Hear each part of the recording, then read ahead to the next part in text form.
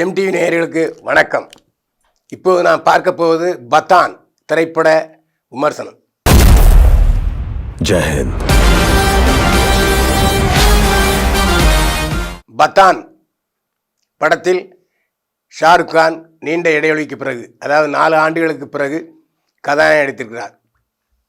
Salman Khan, Deepika Padukone, John Abraham, Ashutosh Rana ஆகியோர் இந்த படத்தில் நடித்திருக்கிறார்கள்.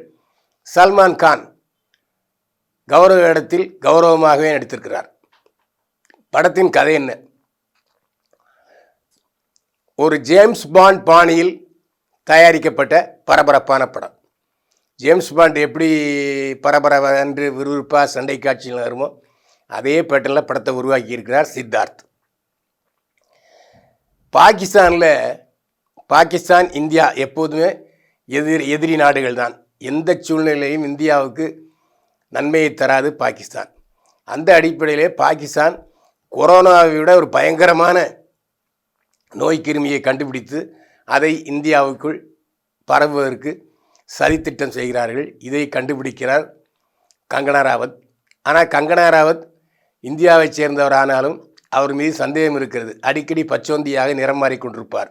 திடீரென்று பார்த்தால் பாகிஸ்தானுக்கு சப்போர்ட் பண்ணுவார், திடீரென்று பார்த்தால் இந்தியாவுக்கு சப்போர்ட் பண்ணுவார். ஆனாலும் தீபிகா படுகோனை பற்றி ஷாருக் கானுக்கு தெரியும். ஷாருக் கான் மும்முரமாக உயிரை துச்சமென கருதி கங்கனாவத்துடன் இணைந்து அந்த பாகிஸ்தானின் சதித்திட்டத்தை முறியடிக்கிறார்கள். இதுதான் கதை. இந்த படத்தில்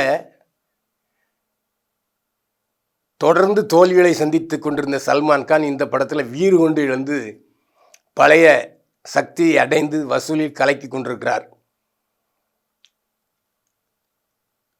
RRR படத்தை விட இந்த படம் வசூலை ஓவர்டேக் செய்து கொண்டிருக்கிறது என்பதுதான் இப்போது கிடைத்த தகவல். எல்லா நாடுகளிலும் வசூல் மலையை கொண்டிருக்கிறது பத்தான். ஷாருக் கான் வித்தியாசமான கெட்டப்பில் இப்போ அவருக்கு 57 வயசு ஆகுது.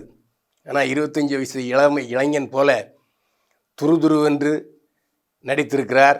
சண்டை காட்சிகளை பரபரப்பு காட்டியிருக்கிறார். அதிலும் ஓடும் ரயிலில் பாய்ந்து டூ போட்டாலும் ஷாருக் கானுக்கு தானே அந்த பெருமெல்லாம் போய் சேருது. அருமையாக பண்ணியிருக்கிறார். அதே போல் தீபிகா படுகோன் அருமையாக கவர்ச்சியில் பூந்து விளையாடியிருக்கார். இதுபோல் எந்த படத்திலும் எந்த நடிகையும் துணிச்சலாக நடித்ததில்லை என்கிற அளவுக்கு தீபிகா படுகோனே கவர்ச்சியில் விளாசி இருக்கிறார். கிட்டத்தட்ட உடலின் முக்காவாசி பாகத்தை 75% வெளியே காட்டிவிட்டார் என்று சொல்லலாம். அந்த அளவுக்கு துணிச்சலாக வெற்றி கொடி காட்டியிருக்கிறார் தீபிகா படுகோனே. வயசு முதிர்கண்ணி தான், ஆனாலும் தன்னை இளமையாக கச்சிதமாக காட்டிக்கொண்டு ரசிகர்களின் கண்களை வலிக்க செய்கிற அளவுக்கு பார்க்க செய்திருக்கிறார் என்றால் அது மிகையாகாது. அதே போல் அந்த உளவாளி என்பதில் அந்த கண்களிலே தெரிகிற முரட்சி, கண்களிலே தெரிகிற குழப்பம், கண்களிலே தெரிகிற எதிர்ப்புத்தனம் எல்லாம் பிரமாதப்படுத்தியிருக்கிறார் தீபிகா படுகோனே. ஜான் ஆப்ரஹாம் படத்தில் வில்லன் நடிச்சிருக்காரு. அனைவரையும் தாக்கு பிடிக்கிறார் ஜான் ஆப்ரஹாம். அதாவது இந்தியாவின் முதல் கட்ட வில்லனாக ஜான் ஆப்ரஹாம் மாறியிருக்கிறார் என்றால் அது சால பொருத்தமானது என்றே சொல்ல வேண்டும். இந்த படத்தை பொறுத்த வரைக்கும் கம்ப்யூட்டர் கிராஃபிக்ஸ் நிறைய இருக்கிறது. ஆனாலும் அது கண்ணில் தெரியாத அளவுக்கு மறைத்திருக்கிறார்கள். எல்லாமே கம்ப்யூட்டர் தான். கிராஃபிக்ஸ் காட்சிகள் வெளிநாடு என்னையா வெளிநாடு நாங்கள் பண்ணியிருக்கோம் பாரு. ட்ரெயின் கவிழ்றது, ட்ரெயினில் ஜம்ப் பண்ணுறது, ட்ரெயின்லேருந்து மாறி விழுறது, அவ்வளோ பிரமாதமாக படுத்தி இருக்கிறார்கள் நம்முடைய இந்திய தொழில்நுட்ப வல்லுநர்கள். இந்த படத்தின் வெற்றிக்கு தொழில்நுட்ப வல்லுநர்களும் காரணம்தான். தொடர்ந்து ஷாருக் கான் படத்தை தயாரித்த நிறுவனமே இதையும் தயாரித்திருக்கிறார்கள். ஒரு 4 வருஷ கேப்பில் தன்னை மிகவும் தயார்படுத்தி கொண்டு பிரமாதப்படுத்தி விட்ட இடைவெளியை நிரப்பி மீண்டும் முதலிடத்துக்கு வந்திருக்கிறார் ஷாருக் கான்.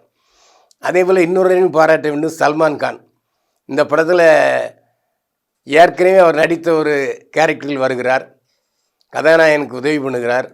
இருவரும் இஸ்லாமிய நடிகர்கள். இருந்தாலும் கைகோர்த்து கொண்டு ஜெய் ஹிந்த் என்று சொல்லும் பொழுது உண்மையிலேயே பாராட்ட வேண்டும். இந்த 2 நடிகர்களுமே இந்திய தேச ஒற்றுமையை வலியுறுத்தி படம் முழுக்க பேசுகிறார்கள், பேசிக்கொண்டே இருக்கிறார்கள். ஏனென்றால் அவர்கள் மீது சந்தேக பார்வை விழுந்துவிடக்கூடாது என்பதில் கண்ணியம் கருத்துமாக செயல்பட்டிருக்கிறார்கள் என்று தான் சொல்ல வேண்டும். கடைசி காட்சியில் சல்மான் கான் சொல்கிறாரு, நமக்கு அடுத்தபடி யார், அந்த சின்ன பையன் வருவானோ, வரமாட்டேன்னு சொல்கிறார். அதே போல் ஷாருக் கான், நமக்கு அடுத்த இவ்வளோ நாள் ஓடி ஓடி அழுத்து போயிட்டோம்ல, சலிப்பாக இருக்குது, அதனால் வேற ஒருத்தரை ஓட விடுவோம், நமக்கு அடுத்தபடியாக அந்த புது பையன் வருவானோ அப்படின்னு கேட்குறாரு. கடைசியில் 2 பேரும் சேர்ந்து என்ன சொல்கிறாங்கன்னா, மீண்டும் நாமே ஓடுவோம் என்ற முடிவுக்கு வருகிறார்கள். எந்த சூழ்நிலையும் எந்த ஹீரோவும் தன்னுடைய இடத்தை யாருக்கும் தாரை வார்க்க மாட்டார், ஒதுங்கி போயிட மாட்டார். மக்களாக ஒதுங்கினா தான் எந்த ஹீரோக்களும் ஒதுங்குவாங்கங்கிறது இந்த படத்தில் சொல்லியிருக்காங்க. பிரமாதப்படுத்தி இருக்கிறார் சல்மான் கானும் ஷாருக் கானும், பிரமாதப்படுத்தியிருக்கிறார்கள். அதாவது மற்ற ஹீரோக்களுக்கு ஒரு எடுத்துக்காட்டாக இருக்காங்க. இப்போ இங்கே தமிழில் எடுத்துக்கிட்டிங்கன்னா அஜித்தும் விஜயும் இப்படி நடித்தா நல்லா தான் இருக்கும். ஏனென்றால் அவர் ரசிகர்களும் சண்டை போட மாட்டாங்க. விஜய் படத்தில் அஜித் கௌரவ இடத்திலும், அஜித் படத்தில் விஜய் கௌரவ இடத்திலும், இந்த படத்தில் எப்படி சல்மான் கான் நடித்தாரோ அதே மாதிரி நடிச்சிருந்தாங்கன்னா இந்த பிரச்சனையே வராது. தயவுசெய்து சல்மான் கானையும் ஷாருக் கானையும் நீங்கள் முன்னோடியாக எடுத்துக்கொண்டு படங்களில் நடியுங்கள் என்பதுதான் நம்முடைய வேண்டுகோள். சண்டை காட்சிகள் 7-8 சண்டை காட்சிகள் பிரமாதமாக இருக்குது. ஒளிப்பதிவு அசத்தலோ அசத்தல். இசை அமைப்புங்கிறது இந்த படத்தில் மிகவும் வித்தியாசமாக மேற்கத்திய இசையை கொளுத்துன்னு கொளுத்திருக்காங்க. இப்படி ஒரு இசையை தமிழ் படங்களில் கேட்க முடியவில்லை என்ற ஏக்கம் நமக்கு இருக்குத்தான் செய்யுது. ஏன்னா ஏஆர் ரஹ்மான் தமிழர், இசை அமைப்பாளர் இளையராஜா தமிழர், தமன் தமிழர், இப்படி நிறைய பேர் இருந்தும் இந்த இசை அவர்களுக்கு எப்படி கிடைக்கிறது என்று தெரியவில்லை. பிரமாதப்படுத்தி இருக்கிறார்கள். அந்த ஒரு ஏக்கம் எங்களுக்கு இருக்கத்தான் செய்கிறது. படம் 3 மணி நேரம் ஓடுனதே தெரியல, அவ்வளவு அழகாக இருக்கிறது.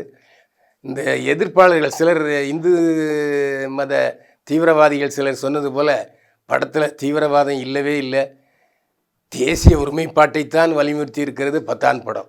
எனவே அனைவரும் குடும்பத்துடன் பார்க்க வேண்டிய தரமான பொழுதுபோக்கு படம் பத்தான். தியேட்டரில் போய் பாருங்கள். மீண்டும் சந்திப்போம். வாழ்க வளமுடன்.